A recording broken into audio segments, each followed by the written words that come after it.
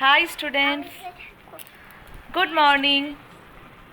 Hopefully all of you are fine. Already I have completed the last chapter, means life processes. Today I will start the new chapter. Okay, so that means chapter 7, the control and coordination. That means how we are going to control our all the activities. The nervous system structure. It's very interesting topic. So let's start our new class.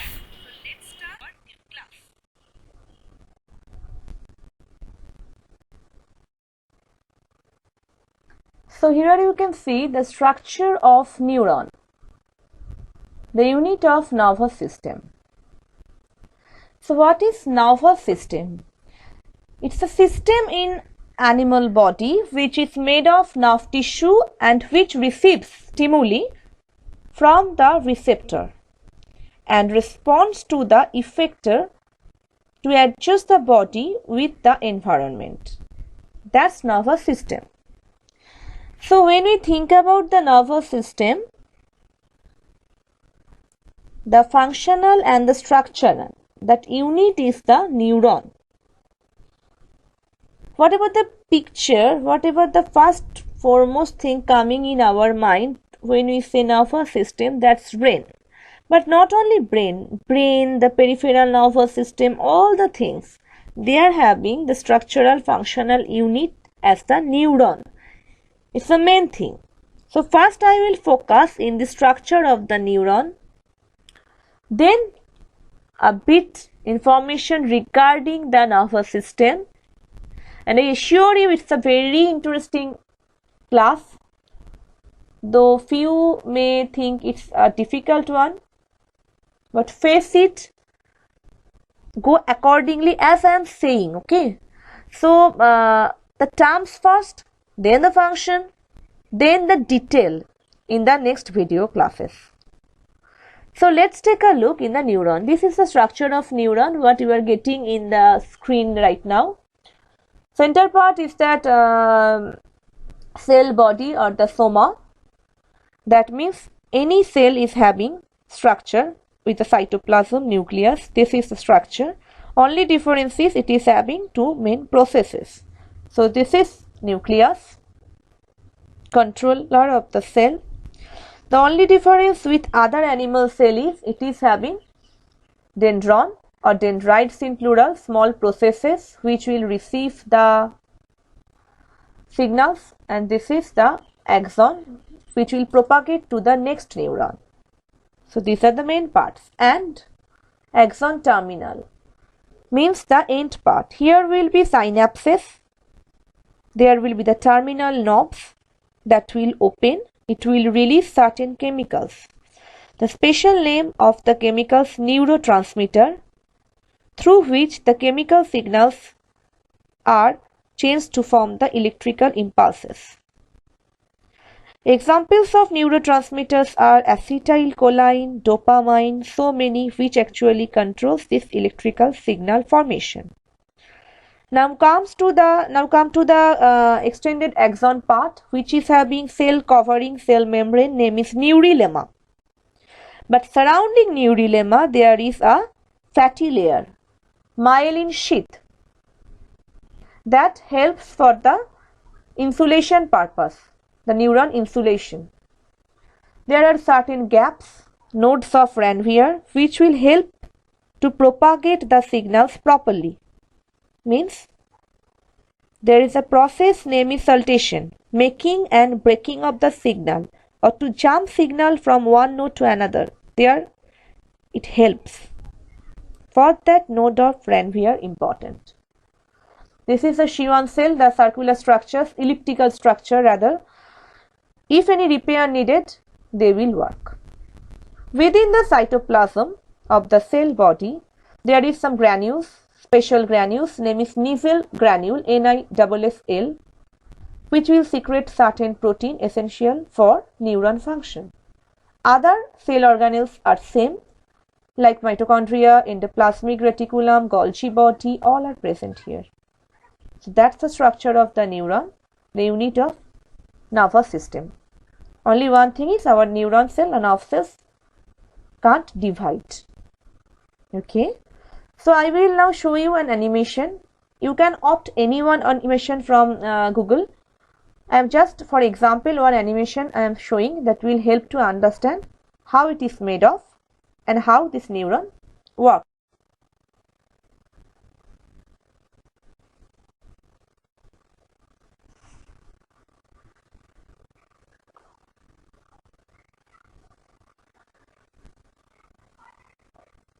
Structure of neuron. Objective: to learn the structure of a neuron. We tend to think of the nervous system primarily as having to do with stimuli response, but it also works to control and coordinate the functions of the body. The nervous system is composed of billions of cells known as neurons. These tiny cells carry the messages of the body in the form of electrical signals known as impulses. Typically, there are 4 parts in neuron: the cell body, the dendrites, an axon, and the axon terminals. The enlarged part of the neuron is the cell body, sometimes referred to as the soma. This is where both the cytoplasm and the nucleus can be found, and the metabolic activity will occur here. Extending from the cell body are several short, branched extensions known as dendrites. These receive the neural impulses from receptors or from adjoining neurons, which allows them to communicate with nearby cells. It is only dendrites which carry impulses toward the cell body.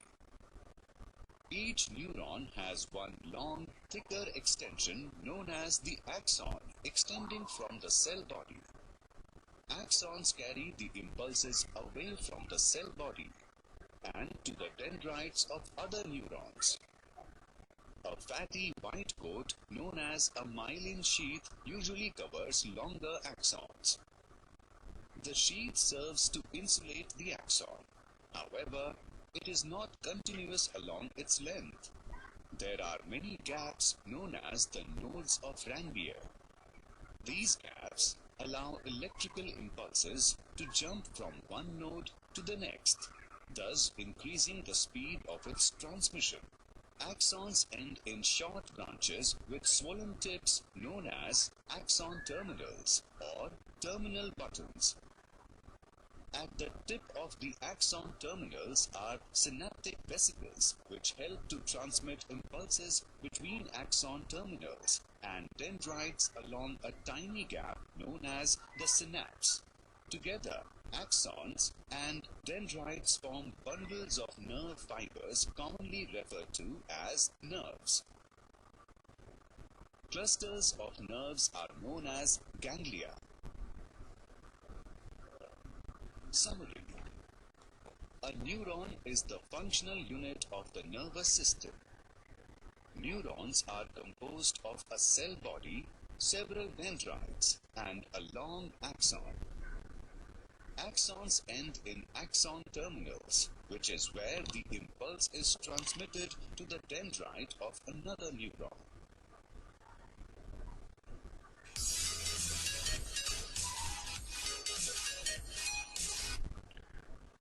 So hopefully you understood. So you can follow any of this kind of animation. Okay. So and practice this diagram as shown in the first slide. So now when we are talking about the structure of this neuron, this is present throughout our nervous system. So now we will make the bridge. Okay, I will help you to make the bridge between the neuron and the nervous system. So your nervous system is made up of mainly 2 things. First, the peripheral nervous system, then the central nervous system. Peripheral nervous system at the body periphery throughout your body.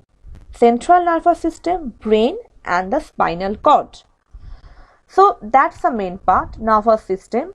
central nervous system and peripheral nervous system.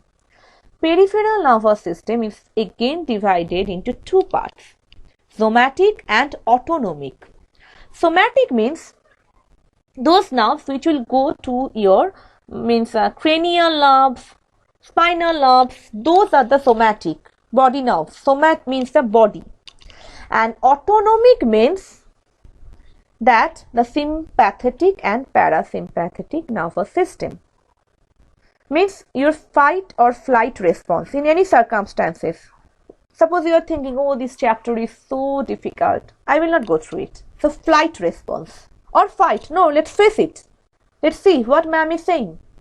So that fight or flight response for your sympathetic, parasympathetic nervous system, your feeding, digestion, your resting habits, those not directly under our control. That's sympathetic and parasympathetic under the autonomic nervous system, which is under the peripheral.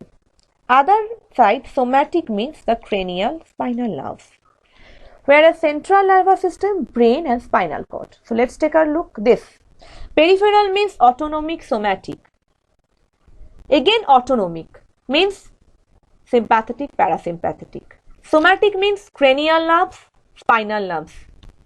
12 pairs cranial, 31 pairs spinal nerve. Brain means forebrain, midbrain, hindbrain.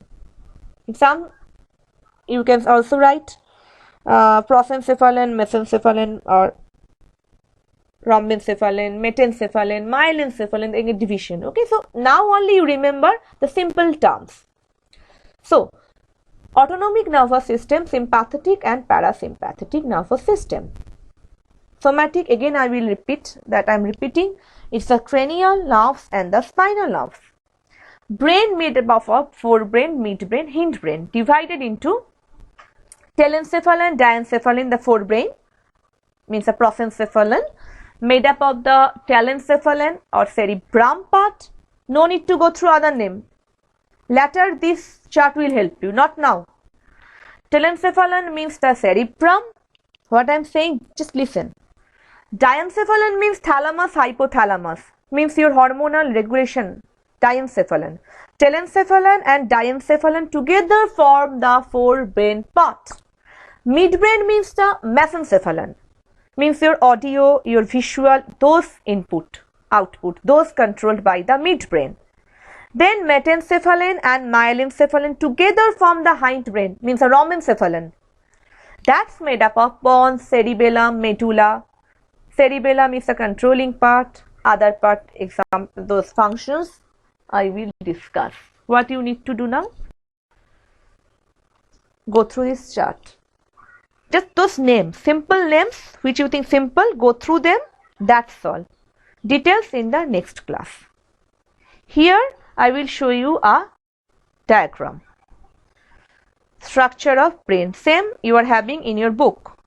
You can see this is the forebrain part, made up of cerebrum. Cerebrum is having many convolution, made up of two cerebral hemisphere which are connected with the right side written below midbrain, corpus callosum, that will connect both the cerebral hemisphere.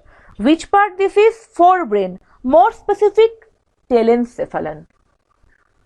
Now come to the forebrain second part, diencephalon, means thalamus, in right side written, hypothalamus, left side written, thalamus, hypothalamus, that's the diencephalon part, a part of forebrain. It will control your hunger, thirst, your hormonal control, that. Next, midbrain, smallest part, your audio visual, those input output. Then comes the last, means after midbrain, the hindbrain part, made up of pons, cerebellum, medulla. Cerebellum will control your body balance. Pons, through that 5th, 6th, 7th, 8th, 4 cranial nerves are moving, very important relay center. Medulla oblongata, connection with spinal cord. Spinal cord will help for the reflex action. Medulla oblongata and spinal cord both are having grey matter inside, white matter outside. In brain, grey matter outside. What is grey matter? Gray matter means that cell body, gray matter, it will make together. White matter, axon part will make the white matter part. Okay, means a fatty layer. I will show through an animation. Wait. First listen carefully, then. So white matter, the fatty layer, then comes the gray matter part, means the cell body. Now we will go through an animation. Again I am saying you can follow any this kind of animation. There are thousands, numerous in Google. Only thing is your base must be clear. Then you go through. Let's look.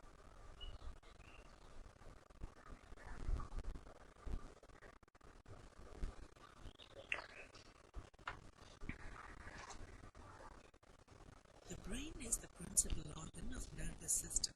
It is basically divided into three parts: the forebrain, midbrain, and hindbrain.